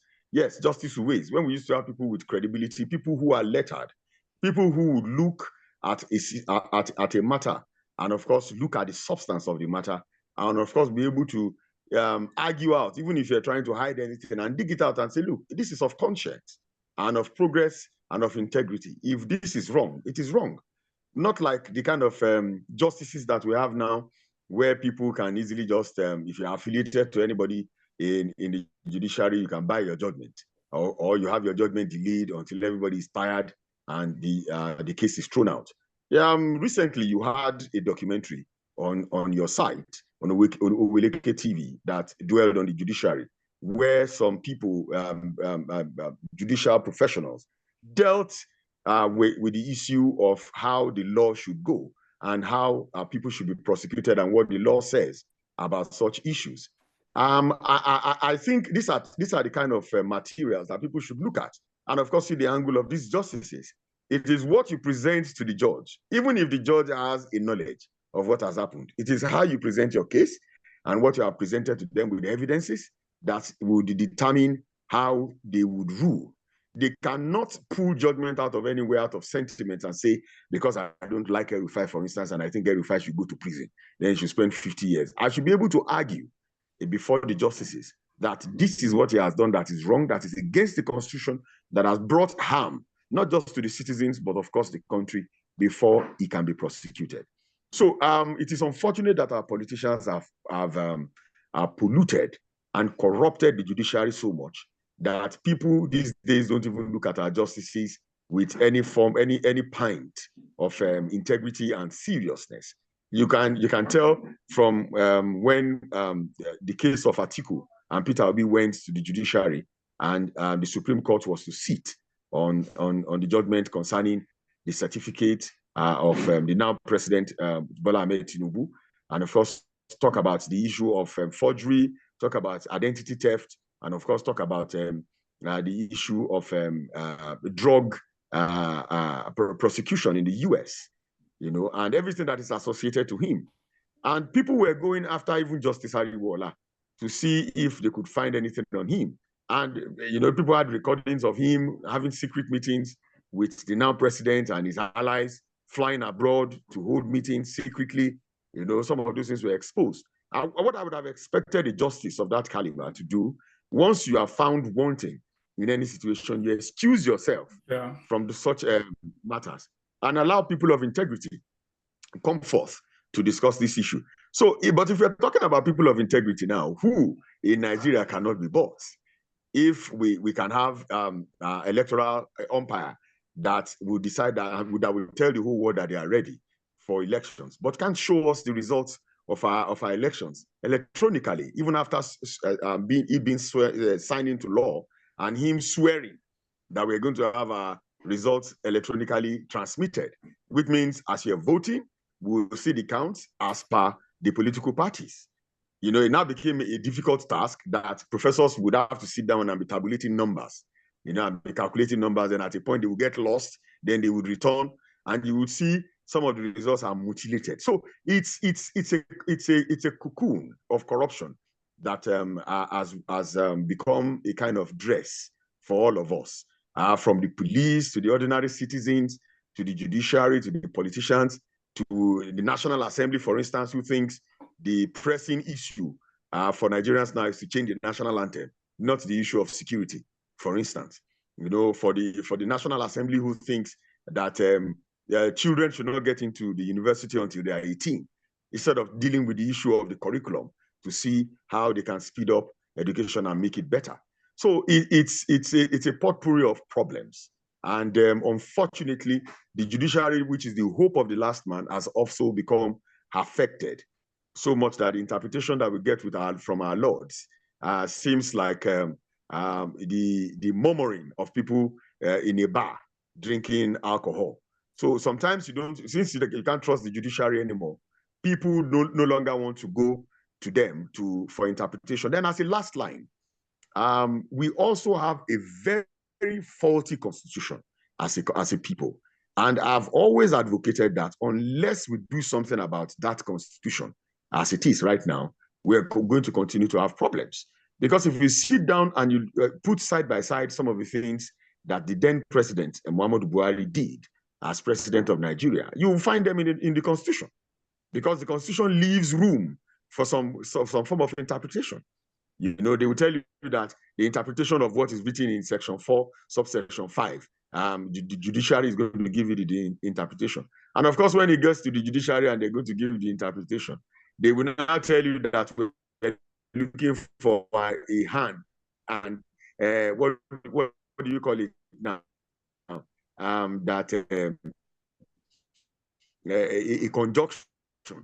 The word that you are looking for one particular thing, and you say if this is done, then XYZ should be excluded. You know, the interpretation now becomes cumbersome. Why can't we have a constitution that says A, and we'll go there and find A in the constitution without having to crack our heads to have to interpret the constitution? So everything concerning this country from setup is a problem. The constitution is a problem. The judiciary is a problem. The executive is a problem. The National Assembly itself is a problem. Even the citizens themselves are a problem. Yeah. Okay. All right. Thank you so very much for that very, very stretchy insight and analysis. Yes, I knew quite all right that definitely you would actually challenge maybe the both of you would differ from my opinion. But it is, again, as I said earlier, while the politicians actually started all the, like everything, generally it's everybody's problem. We are all the cause of what Nigeria is passing through. But in specifics, yes, the politicians started it, this issue of corruption or whatever. But now that it's become endemic, what is the solution? The solution is supposed to be the judiciary. The judiciary may not be able to curb it completely, but at least it will go a long way, very, very significant way to actually curbing this corruption of a thing. Because just like you noted, so many of these, me for one, I do not see, honestly, our 1999 constitution, yes, there may be some flaws, but at the same time, I don't see it as a priority I don't see it as a yardstick or as a catalyst to achieving a better Nigerian governing system. A sort of, no.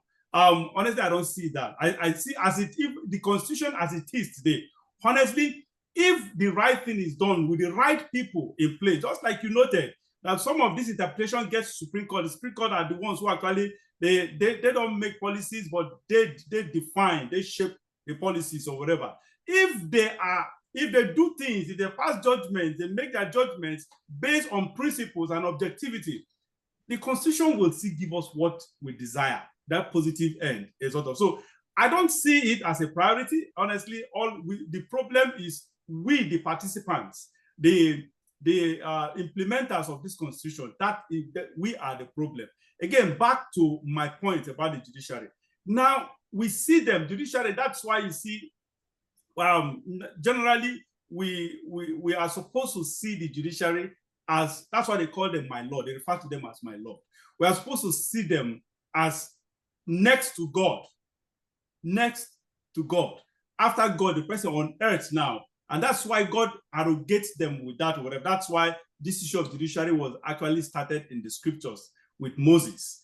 Sort of. So that is when we had the first, the magistrate courts, the high courts, the appeal courts, and the supreme courts, or whatever. Actually, it started from Moses in the Bible. Sort of. So it's divine as well. So apart from God, outside God on earth, what we have now is the judiciary that we look up to actually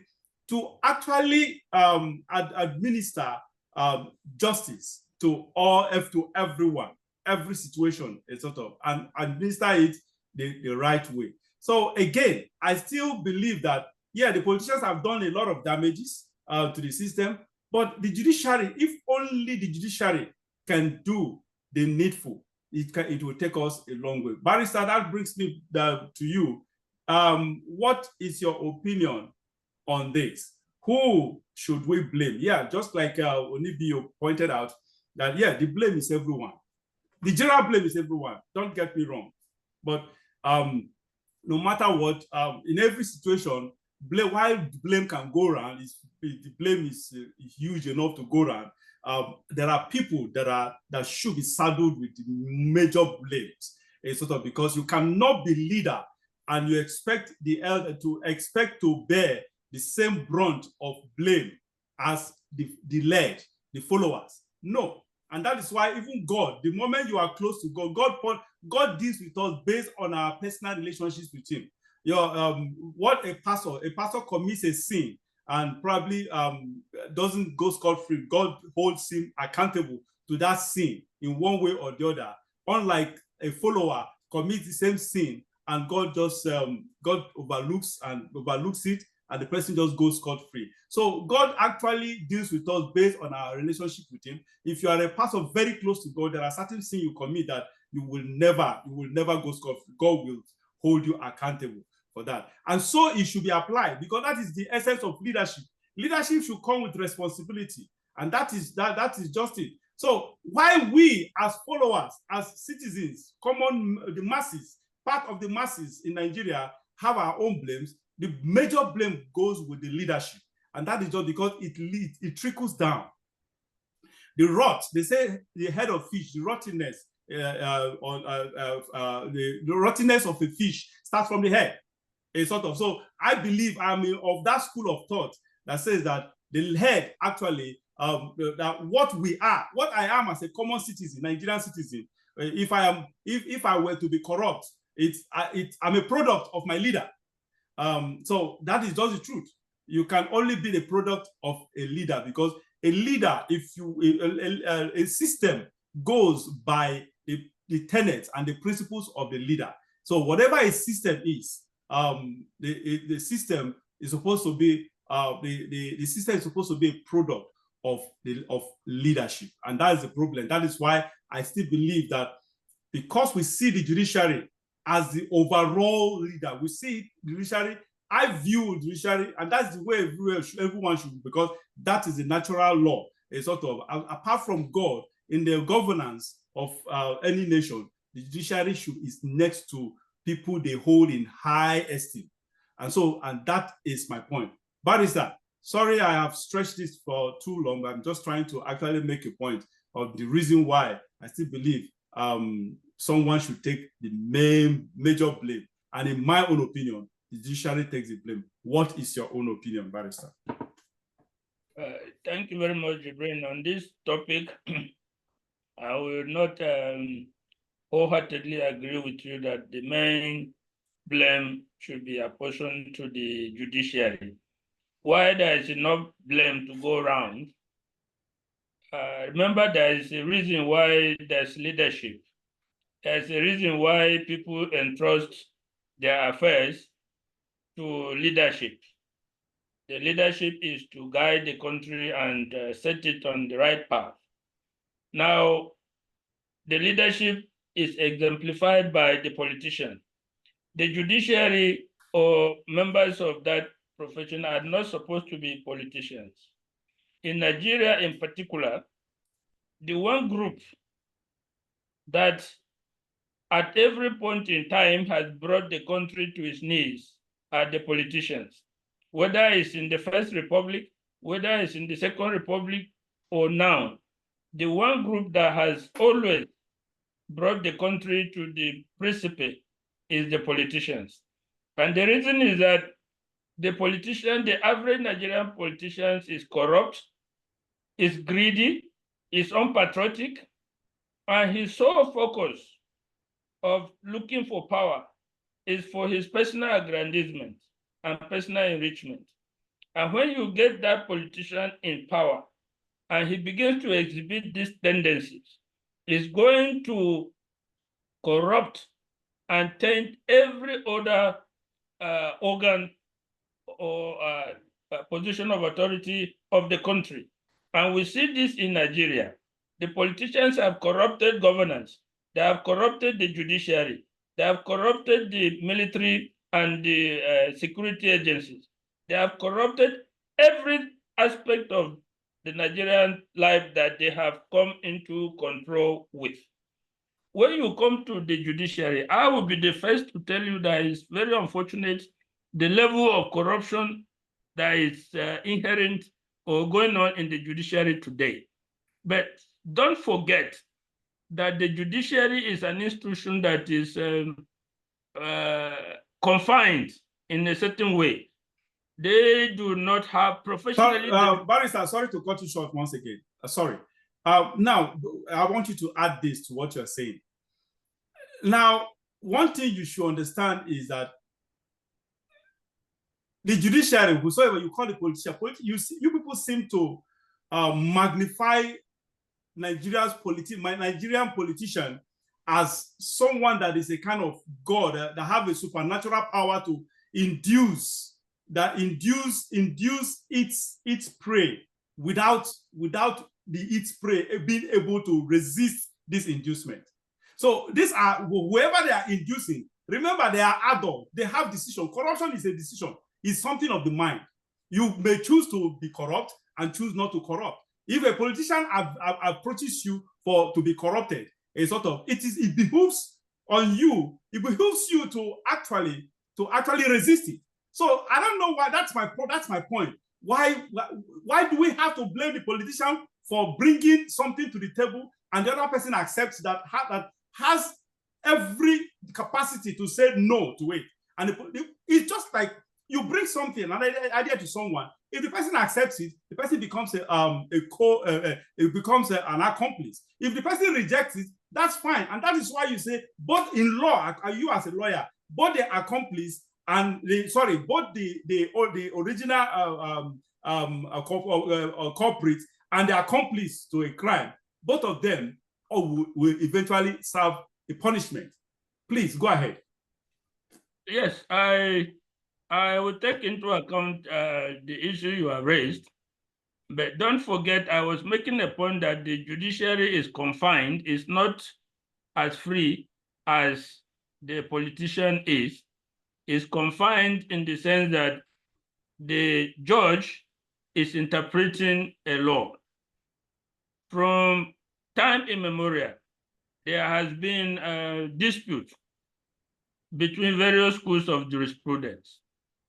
One school says the judge is to interpret the law as it is. The other school says law is a means of social engineering. So the judge should interpret the law in a way that we socially engineer the society. So these schools have been there right from day one. So you have judges who believe that I will just interpret the letter of the law. Then you have judges who want to interpret the spirit, the letter and the spirit of the law. So this conflict has always been there.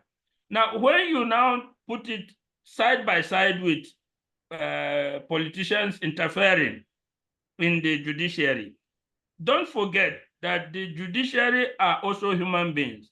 They have children, they have wives, they have their peculiar and personal, financial, religious, and other ethnic issues. They are human beings. They have a degree that they can break.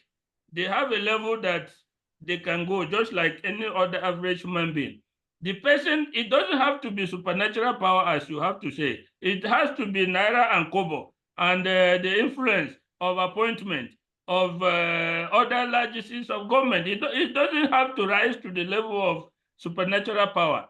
In a crunching economy like Nigeria, where the Chief Justice of Nigeria was taking less than 1 million naira per month, the Chief Justice of Nigeria was taking a basic salary of less than 1 million naira per month. You have politicians that have cases before that offer 500 million, 1 billion.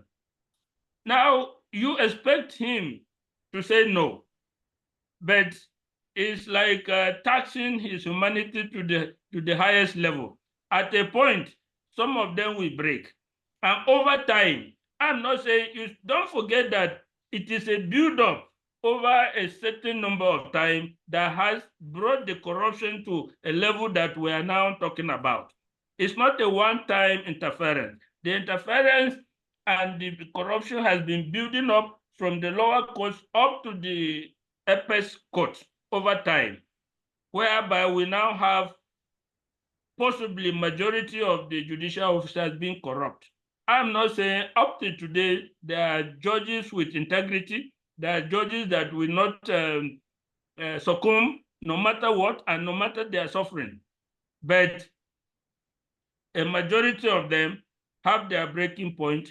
And when these temptations come, as they always come, we have a saying here that there's a part of the country that if they send you as an election judge and you have any modicum of integrity, don't go. Because if they come with an open check, it's you that will put in the figure. Now, if you accept, you are in problem. If you do not accept, you are in problem. So we used to say if they send you there as a judge for election cases and you have your integrity, just politely decline. So these people should be looked at in terms of their humanity.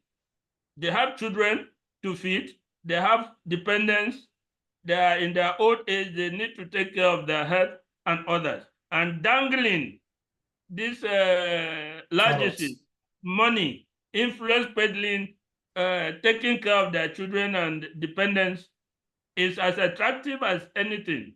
So you see that the politicians that have executive powers, that have power to spend our money, that have power to control the security agencies, that have power to control about 600 and something agencies of government, that dispense privileges of any kind, you can see the kind of power that these people have. In law, there are relationships that we call unequal relationships, and we apportion blame to the person who has a greater responsibility. Take the case of a lawyer and his client, a doctor and the patient, a teacher and the pupil. These are what we call unequal relationships. And in those relationships, the burden always rests with the stronger party. Yeah. A lawyer and his client, a lawyer is stronger. A doctor and his patient, the doctor is stronger. A teacher and his pupil, the teacher is stronger. Now you are sick and the doctor is telling you this is what you do. Maybe you are at the point of death. You know you are in a weaker position than the doctor. So in this country, the politician is in a superior position to every other person for the simple fact that he dispenses all the privileges. He takes care of our money, security, and all the other aspects of life that makes life going. So to that extent, the politicians bear a greater part of the problem that is afflicting Nigeria.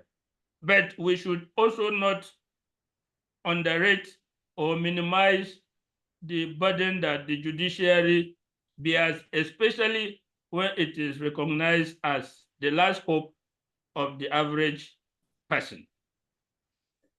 All right.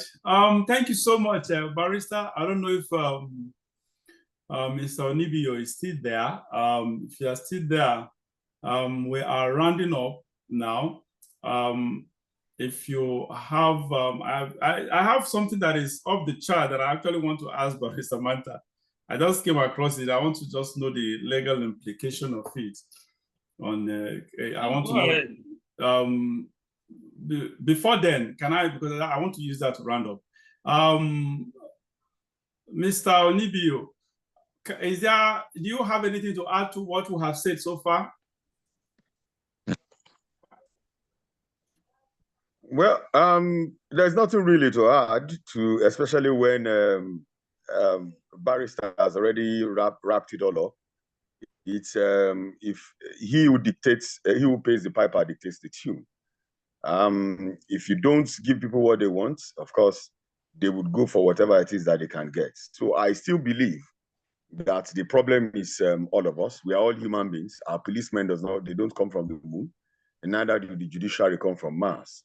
We are all Nigerians, and the only thing that is we need to do is to find a situation where this issue of corruption is abolished. It is not the amount of money that you give to people, it is the integrity. Do people still think that who they are and name, do they place any value to it? How much is a man's name? How much is it worth? How much is your integrity worth?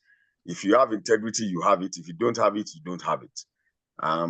Saying that the system corrupts people in a way is just more or less like saying, oh, we are all weaker vessels. Then because we are weak, then our weaknesses were tampered with and we fail. It is important for us to be able to define who we are. And that's the only best way to move this country forward. If we define who we are and we stand firm in our beliefs, I believe we'll be able to affect other people and affect the country as it is. And of course, to make it a lot better. That's my submission. All right, thank you so very much. While we round up, I just need to ask. Anyway, you two can answer it, but I don't want us to dwell on it. It's just off the chart. I read this morning of Barrister. This is for you. I just want you to, as a lawyer, is it ethically right? It could be, of course. I don't expect it to be illegal, but ethics. We are talking about ethics of your profession now. Is it ethically right? Now, this story had to do with a divorce case. The lawyer, the client, the lawyer got married to the ex-husband of his client. I don't know if you understand what I... Yeah, I read the story myself. You read, correct. Now, honestly, to me, I read it, I said, no, this is not right. What happened? What could be the problem? Is it possible that it was actually this lawyer that was engineering the client to do the wrong thing or whatever? Please, I don't know. Is it ethically right? I don't want us to dwell too much on it because time is well spent. That's the same question we'll go to Mr. Onibio, because we are all men, and morally, I don't see it as something right. I don't know if it's, as a lawyer, if it's ethically correct or right, I mean. Well, before you can talk whether it is ethically right, you need more information. We have rules of professional conduct that regulate the conduct of all lawyers in Nigeria. And we can say straight away that a lawyer is not supposed to induce litigation. A lawyer is not supposed to induce something like divorce or break in marriage. Those are part of our ethics. But the mere fact that you handled a divorce case and ended up marrying your client by itself. No, not marry your client. Marry your client's opponent. Whether marrying your client or even the opponent is not by itself ethically wrong. But if information comes up that all along you have been hobnobbing with the I understand what you are saying, trying to say, but yes, what about the optics? What about the optics? Morally, it doesn't look good. Morally, it does not look good. But again, even on moral grounds, if, for instance, the divorce happened several years ago and you come 3, 4, 5 years and marry the person. Will anybody raise an issue of morality? All right. So it comes down to if all along you have been hobnobbing with the person, or you have been inciting, or even financing the breakup and the litigation on it itself, then it is both morally and ethically wrong. All right. The lawyer to do that. The same question goes to now you as a human being, as a man. Let's take it personal right now with you. What is your position on this? Is it right for the lawyer to? No, I understand where Barrister Manta as a lawyer is coming from. There are reasons to some of these things. You have to get the facts and the real reason, the real true story of what happened. Now, in my own judgment, honestly, my focus is the optics. Whatever is the story that is behind this, the truth is that the picture is that a lawyer got married to his client's opponent. In the divorce case, the lawyer got married his client's opponent. That is just the truth. What do you feel about this? How do you feel about it? Well, like we would say where I'm from, and so would they do for where I come from. Nobody said that they do them for another person's place. We've had these arguments before where people would say, why would cousins marry themselves? But it is their culture. You know, so whether it is right or not, what is important is this person is divorced, right? And of course, it means their life goes on. So like a barrister had said, if you find out that there is some form of inducement, yes, you cannot take it up. But why would you even want to go against such a person for marrying your partner? After all, you've said you're no longer interested. So I always believe that there is always a man for a woman. There's always a woman for a man. And sometimes the circumstances that will bring such people together will be very funny. Because if you know the way of the Lord is not our ways. His ways are mysterious, sometimes funny, and in most cases, when you look at them, you watch and see that why is this happening this way? But it is ordained from God. So whatever is ordained by God, there is no man that can put asunder. So for me, I wouldn't do that. But for people who if it is what makes both of them happy, and of course, it's going to keep the two of them together forever in a union, I think it is okay. Yeah, anyway. Don't forget you bring that. The saying is that love can be found in strange places. In strange places. Yes. Yeah, I understand. But honestly, someone like me, the truth is, there are some things that I just resist, no matter how emotional it becomes. I just try to resist it based on my personal principles. Like me, I always want to, I prefer allowing my principles to actually be my guide. No matter, sometimes my principles even leads me to what is detrimental to my interest. And I don't mind. I've had such experiences in the past. So, and that's where I judge things because I'm a very principled person. I just judge things based on principles, whether it affects me negatively or not. So, and that is just it. Anyway, that brings us to the end of this show. Very, very long show. It's never been this long. And probably because it's been insightful. Both guests we have, they seem to be of similar traits with very, very long, insightful analysis. And that is why our show sometimes is prolonged. And I appreciate that from our guests for being this analytical. I appreciate all that you have said that are so informative. And thank you once again, Barrister Austin Manta. And thank you, Mr. Olusegun Onibio, for joining us today. And viewers, this has been The Brain Angle on Oweleke TV. And this is my angle. On this angle, we just say it the way it is. If you have watched this angle to this point, it means that's exactly what you get. You get what you get what you see. And that is just, we say it the way it is. It's not censored. Everything is just as it is. If you want to get it raw and undiluted, always stick to this show and you will. That's exactly how you will get it. Thank you once again, Barrister Manta and Mr. Onibio for joining us. Thank you. All right, viewers, see you next time and remain blessed.